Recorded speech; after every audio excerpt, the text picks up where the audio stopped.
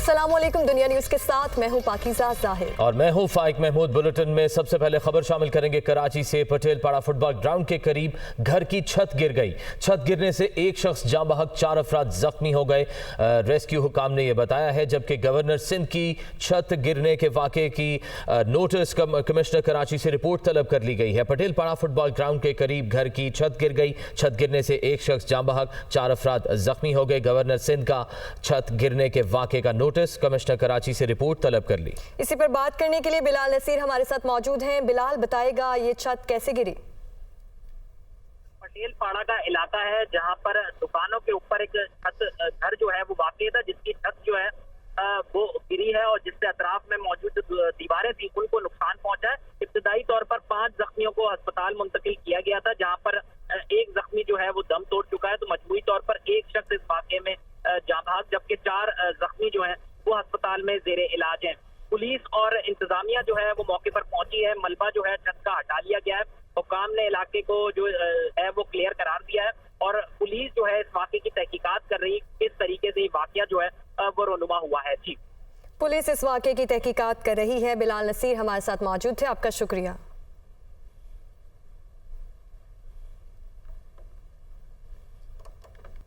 मुल्क की मुआशी सूरत हाल के पेश नज़र पाक फौज के बजट में कमी से मुतालिक बड़े फैसले किए गए हैं। पाक फौज के तमाम शोबों के बजट में कमी कर दी गई है। नॉन ऑपरेशनल खरीदारी पर भी पाबंदी आयद कर दी गई है। तफसीलात के लिए देखिए ये रिपोर्ट। हर मुश्किल घड़ी की तरह पाक फौज माली बुहरान में भी कौम के शाना बशाना।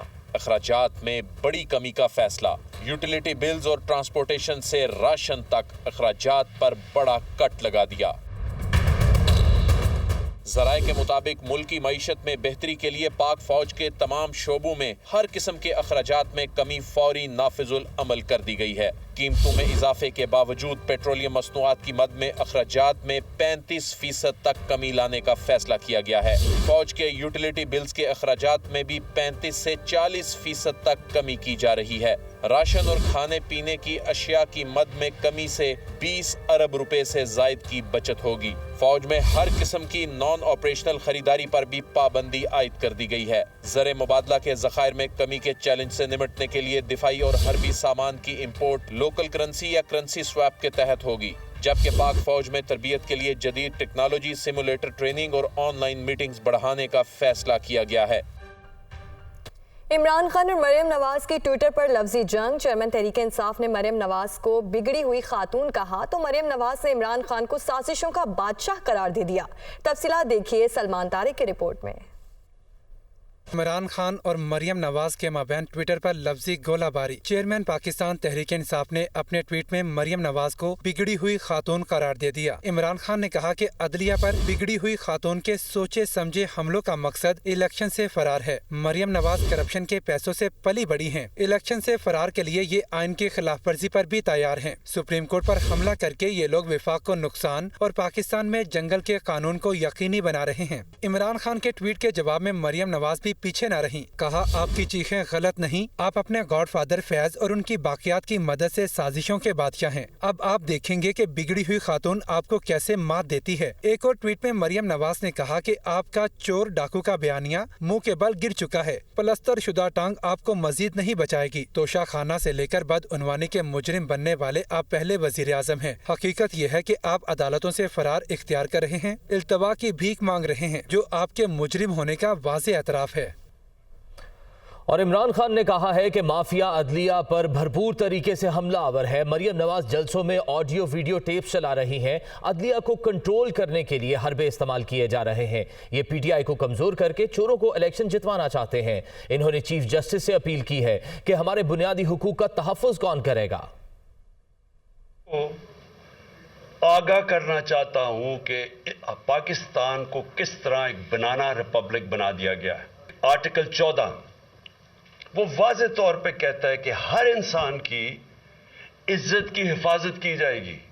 हमारे एमपीज, एमएनएज जो तकड़े वजीर हैं उनके खिलाफ दो या उनके ऊपर वीडियो फिल्म बना दो या ब्लैकमेल करने के लिए, एक इनका मकसद है कि किसी तरह तहरीक इंसाफ और इमरान खान को कमजोर करके इन चोरों को फिर से इलेक्शन जिता दिया जाए। जावेद अली की इंट्रोडक्शन करवा दूं।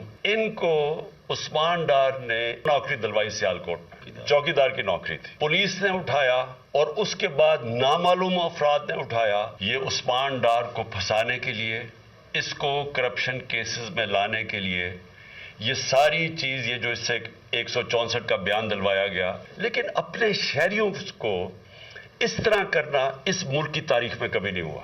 नामालूम अफराद से सब डरते हैं और कोई किसी किस्म की प्रोटेक्शन किसी को नहीं है, क्योंकि ये कानून के ऊपर है, ये जो मर्जी कर ले। तो फिर धमकियां दी गई और मुझे पता है कि अदलिया के ऊपर पूरा अटैक है, ये माफिया का। ये पॉलिटिशियन नहीं है, ये माफिया है जो टेपें बनाता है जजेस की। इंटीरियर मिनिस्टर टेप चला रहा है किसी की, ये बिल्कुल गैर कानूनी चीज है। वो उसकी मरियम वो टेप चला रही है किसी जज की। ये कंट्रोल के लिए, अदलिया को कंट्रोल के लिए। मेरी रिक्वेस्ट है चीफ जस्टिस साहब, ये जावेद अली की, इसके ऊपर सोट मोटो एक्शन लें, पता चलाएं कि ये कौन लोग हैं। जुडिशरी की सबसे बड़ी जिम्मेदारी हमारे बुनियादी हुकूक की हिफाजत करना है।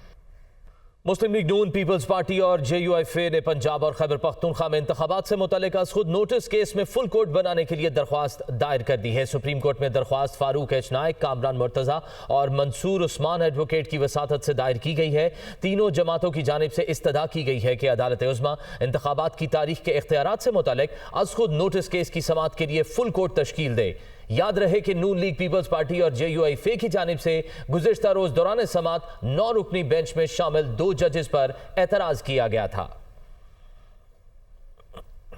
और इमरान खान ममनुआ फंडिंग केस में मंगल के रोज इस्लामाबाद की बैंकिंग कोर्ट में पेश होंगे। रावलपिंडी में कारकुनों ने इस्तकबाल की तैयारियां शुरू कर दी हैं। अहम PTI रहनुमा भी पार्टी चेयरमैन के साथ होंगे। इस्लामाबाद की बैंकिंग कोर्ट की जज रक्षंदा शाहीन ममनुआ फंडिंग केस में अबूरी जमानत से मुतल्लिक दरख्वास्त की समाअत करेंगी। अदालत ने PTI चेयरमैन को 28 फरवरी को पेश होने का हुक्म जारी कर रखा है। इमरान खान की जानिब से अदालत पेशी के फैसले के बाद रावलपिंडी में कारकुनों ने उनके इस्तकबाल की तैयारियां शुरू कर दी हैं। तहरीक इंसाफ के अहम रहनुमा भी इमरान खान के साथ होंगे। PTI चेयरमैन इमरान खान ने इलेक्शन कमीशन के फैसले के खिलाफ एहतजाज पर इस्लामाबाद के थाना सेक्रेटेरिएट में दर्ज में होने वाले मुकदमा खारिज करने के लिए दरख्वास्त दायर कर दी है। साबिक वजीर आजम की जानिब से दायर दरख्वास्त में मुकदमे को झूठा और बेबुनियाद करार देते हुए उसे खारिज करने की इस्तदा की गई है। दरख्वास्त गुजार का मौक़िफ़ है कि FIR उनकी साख को नुकसान पहुंचाने के लिए दर्ज कराई गई। PTI चेयरमैन ने दरख्वास्त अपने वकील की वसातत से जमा कराई है। साबिक वज़ीर आज़म शाहिद खाकान अब्बासी ने कहा है कि खराबियों का महज जिम्मेदार सियासतदानों को नहीं ठहराया जा सकता। आमरीत के तवील अदवार में अवामी जज्बात के मुनाफी एक सियासी तबका पैदा किया गया जो पैसे और दीगर तरीकों से पार्लियामेंट में आ जाते हैं। पाकिस्तान ने 75 बरसों में सिर्फ 4 सियासतदान पैदा किए, जिनमें से आज नवाज शरीफ और इमरान खान ही अवामी जज्बात की तर्जुमानी कर पाते हैं। वो लाहौर में लिटरेरी फेस्टिवल में इजहार ख्याल कर रहे थे। then there is nobody who can be exempt from that blame. Political class is to blame. There have been external influences in our politics. The military has had long tenures of non-constitutional rule. And during those periods and post those periods, a political class has been created which really are not reflective of the aspirations of the people of Pakistan. Those influences exist even today, and as a result, the people you see in the assemblies and the people you see in the Senate, in my opinion, most of the people are not reflective of what the people of Pakistan want there. They have come there through various means. Some have used money that they served the purpose that the military wanted, and here we are. In 75 years, we produced thousands of generals, thousands of bureaucrats, thousands of judges, but we only produced 4 political leaders. Zulfikar Ali Bhutto, then you had Mohammad Nawaz Sharif, you had Benazir Bhutto, today you have Imran Khan. In today's politics, only, I would say, Mia Nawaz Sharif and Imran Khan can do that. That's the reality of Pakistan. Corruption is a major issue. But is it the only issue? I would disagree there. Unfortunately, it is the corrupt people that are more acceptable to the establishment than people who have integrity. Bilawal Bhutto ने कहा है कि मुल्क आईनी, जमहूरी और सियासी बहरान में है। कोई सियासी मुखालिफ ऐसा नहीं जो इंतखाबात में हमारा मुकाबला करे। आज तक जिसने भी बेनज़ीर इनकम सपोर्ट प्रोग्राम के खिलाफ साजिश की वो नाकाम हुआ। प्रोग्राम में रजिस्टर्ड हर शख्स को 25% ज्यादा रकम मिलेगी। वो तकरीब से खिताब कर रहे थे। बेनज़ीर इनकम सपोर्ट प्रोग्राम की बेनिफिशरी को 25% मजीद ज़्यादा पैसा दिया जाएगा। जो छोटे ज़मींदार हैं जिनके पास बहुत छोटा रकबा है ज़मीन का, सपोर्ट प्रोग्राम लॉन्च किया जा रहा है जिसमें उनके सीड का जो कॉस्ट है उसको हम कवर कर रहे हैं।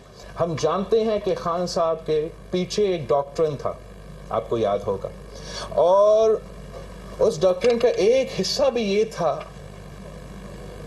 कि अगर हमने कटौती करना है तो बेनज़ीर इनकम सपोर्ट प्रोग्राम से हम शुरू करें। पाकिस्तान पीपल्स पार्टी के लिए हमारा तो कोई सियासी मुखालिफ है ही नहीं।